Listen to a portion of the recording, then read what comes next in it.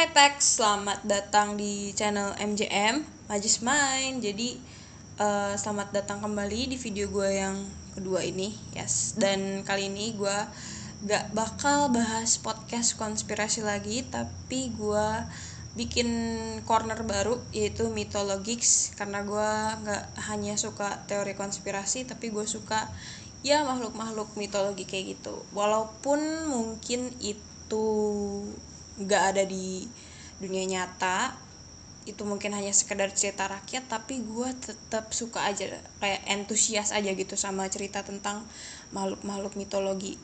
Nah, kali ini di video ini gue mau bahas 5 makhluk mitologi penghuni laut. Yes, gue suka banget sama lautan. Padahal kan lautan tuh belum dijelajah banyak. Terakhir gue dengar itu baru 70%. Itu pun ada yang bilang itu baru 5%, ada yang bilang 70%. Gue nggak tahu, tapi yang pasti makhluk-makhluk ini lebih ke mitologi ya, cerita rakyat aja, nggak ada di dunia nyata gitu, nggak ada di laut nyata. Tapi gue juga nggak tahu ya, mungkin aja dia ada di dimensi yang lain, mungkin di laut tuh ada kayak portalnya gitu ya. Kalau imajinasi gue sih kayak gitu ya, kayak dalam laut tuh sebenarnya ada portal, dan itu adalah portalnya buat lihat dimensi makhluk-makhluk lain gitu, yang makhluk mitologi ini. Tapi itu cuma imajinasi gue doang, dan hari ini gue nggak bakal bahas imajinasi gue terlalu panjang. Jadi kita langsung aja ke topik yang pertama. Tapi sebelum masuk ke topik yang pertama, gue cuma mau ngingetin jangan lupa untuk pencet tombol berlangganan di bawah.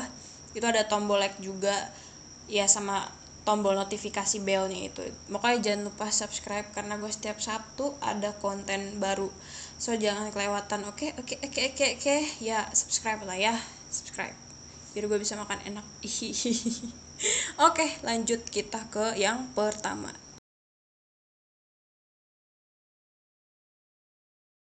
Yang pertama di topik kita ada siren.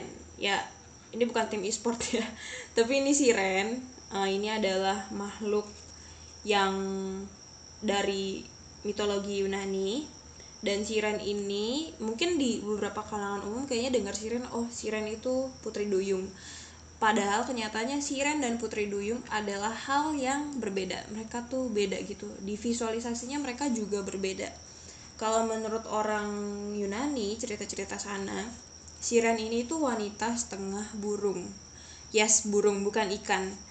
Tapi kalau menurut gue ya, sebelum masuk ke detailnya, kayaknya ini tuh mungkin orang-orang dulu kan ngiranya ini adalah bisa terbang terus setengah ikan. Kalau di pandangan gue sih lebih kayak manusia setengah ikan terbang kali ya, mungkin kayak gitu. Tapi gue bakal ceritain detailnya gimana sih siren ini tuh ada gitu. Kalau menurut ceritanya, siren ini tuh awalnya perempuan pelayan Persephone. Ya, Persephone ini anaknya Demeter. Ya, ini pokoknya tentang dewa-dewi Yunani yang belum gue bahas, tapi mungkin suatu saat gue bakal bahas tentang dewa-dewi Yunani. Nah, si Persephone ini ceritanya tuh diculik Hades, dan si Demeter ini, seingat gue Demeter ini ibunya ini nyuruh pelayan-pelayannya ini, si siren-siren ini itu untuk nyari si Persephone. Pokoknya disuruh cari itu Persephone sampai dapet, karena si Demeter ini ibunya tuh sayang banget sama Persephone. Nah, abis itu mereka, si siren ini tuh dikasih sayap buat nyari si Persephone ini. Tapi pas mereka nyari, mereka hasilnya 0. Dan mereka akhirnya siren-siren ini, pelayan-pelayan ini netap di pulau Antemusa ya. Gue nggak tahu, tapi kalau misalnya ini pulau masih beneran ada atau ini cuma fiktif belaka, kalau beneran ada gue bakal taruh mapnya.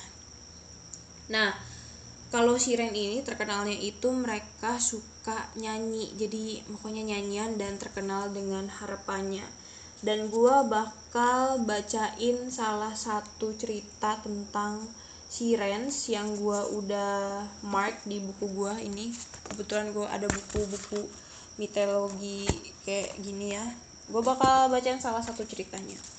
Jadi para Argonaut ini mungkin kayak kesatria gitu, gue belum terlalu pahamin Argonaut yang kasta ini.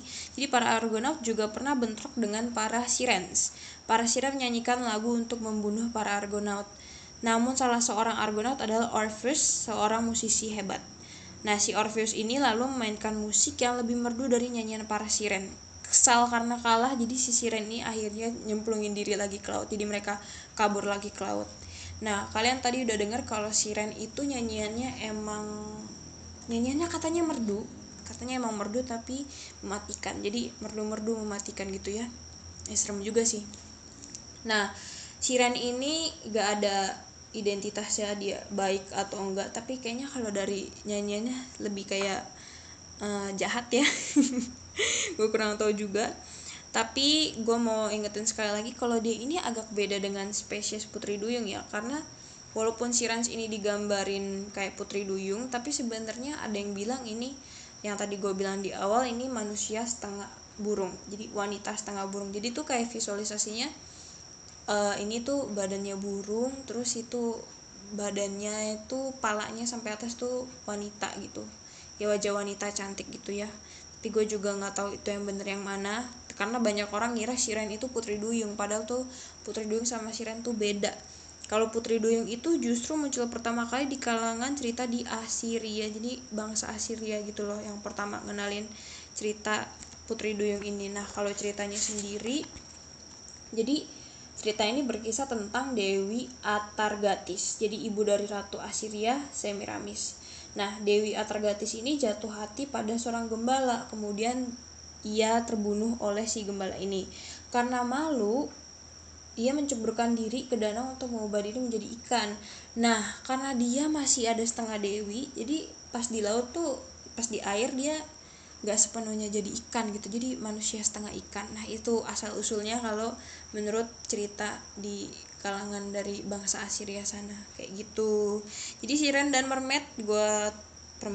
Siren dan Putri Duyung gue tekanin sekali lagi, mereka adalah hal yang berbeda. Walaupun Siren terkenalnya putri duyung makhluk air ya. Memang mereka makhluk air, tapi mereka kayaknya bukan putri duyung. Mereka justru adalah makhluk setengah burung yang masih gue bingung ya sebenarnya kok burung bisa ada gitu di laut ya. Tapi never mind, karena kita bakal lanjut ke yang kedua kita punya Kraken. Ya, Kraken kayaknya beberapa dari kalian juga mungkin udah tahu nih tentang Kraken gini, karena Kraken pernah dibawa di beberapa film kayak Pirates of the Caribbean, dan juga kayaknya gue pernah baca ada yang di Marvel tentang bobo Kraken gitu. Oke, Kraken tuh udah di umum, itu udah ada kayak di komik-komik gitu. Tapi sebelum lo tahu nonton Kraken ini, lo harus tahu kalau Kraken ini ada dari dua bahasa yang berbeda. Kalau bahasa Skandinavia itu krake artinya hewan yang gak sehat, kayak yang gak normal gitu, gak etis gitu. Mungkin penggambarannya seperti itu. Ada juga bahasa lain, itu bahasa Jerman modern, yaitu krake itu artinya oktopus ya, gurita gitu. Oktopus gurita ya, cumi-cumi ya, sebangsa yang punya tentakel gitu, tapi bukan ubur-ubur. Pokoknya gurita atau enggak cumi-cumi, karena ini masih perdebatan juga. Nah, Kraken ini, jadi ini kayak cerita rakyatnya dari bangsa Norwegia. Pokoknya waktu itu ada ceritanya dari salah satu penjelajah yang ada di pelayar ya, pokoknya pelaut gitu ya, di sekitar laut Norwegia sana. Katanya mereka itu pernah lihat cumi-cumi atau gurita ini sepanjang 15 meter. Kalau bisa divisualisasiin, 15 meter itu segede atau kayak setinggi satu huruf Hollywood yang ada di California itu, yang ada apa tuh namanya, tulisan Hollywood gede itu di bukit. Nah, itu segede satu huruf di situ. Karena pas gue lihat di internet itu ukurannya 15 meter tinggi satu huruf itu. Jadi mungkin sekitar segitu ukuran Kraken. Nah, Kraken ini itu katanya bakal, menurut ceritanya ya, dia ngehantuin para pelaut yang lewatin North Atlantic, sama khususnya pelayar yang berasal dari Norwegia. Gue juga nggak tahu, ini masih belum detail kenapa ini mereka kayaknya nggak suka banget sama orang-orang Norwegia, tapi mungkin ini adalah cerita-cerita rakyatnya Norwegia yang emang ya udah dari sananya gitu ya, kayak folklore gitu. Nah, si Kraken ini itu gak cuma nakutin doang, tapi mereka kadang suka ngancurin kapal-kapalnya gitu. Makanya suka ada gambarnya, visualisasinya kayak Kraken itu makan perahunya gitu. Ya makanya dia suka ngancurin kapal karena dia gede banget kan, dan mungkin dia bisa ngancurin kapalnya, jadi ya dia bisa aja gitu kayak karena dia gede gitu. Nah, setelah Kraken kita punya namanya Charybdis. Yes, Charybdis ini itu kepercayaan orang Yunani. Ini lagi-lagi cerita orang Yunani. Kalau Charybdis ini dia adalah anak dari Poseidon sama Gaia. Gaia ini seingat gue tuh dewi bumi deh. Ya, dia kayaknya bumi gitu. Jadi laut ketemu bumi gitu. Nah, kalau di orang Yunani sana, Charybdis itu dipercaya dia tuh ada tinggal di laut, dan dia itu wujudnya cuma mulut sama gigi-gigi tajam, dan mungkin badannya kayak cacing gitu sama punya sirip. Ya kayak gitu, pokoknya nanti ada di video. Nah, jadi Charybdis ini itu wujudnya juga bisa jadi kayak pusaran air, dan pusaran airnya tuh bener-bener dalam banget. Nah, Charybdis ini fun fact-nya ya, sebenarnya tuh dia cewek ya, sebenarnya dia gadis. Jadi dia gadis anak yang suka bantu Poseidon. Nah, tapi si dewa Zeus ini itu marah ngelihat si Charybdis ini suka bikin badai di laut, terus dia suka bikin tenggelamin daratan tiba-tiba. Ya pantas aja si dewa Zeus marah ya. Nah, jadi sebenarnya tuh Charybdis ini adalah kayak manusia biasa mungkin ya, cuma dikutuk sama dewa Zeus, jadilah dia kayak pusaran air atau kayak gelombang air gitu, sama jadi kayak monster gitu. Jadi monsternya ini di laut, pokoknya ada yang namanya laut, pokoknya ada laut-laut yang deket-deket ciptaannya Dewi Circe kalau nggak salah. Nah, setelah Charybdis kita punya yang keempat.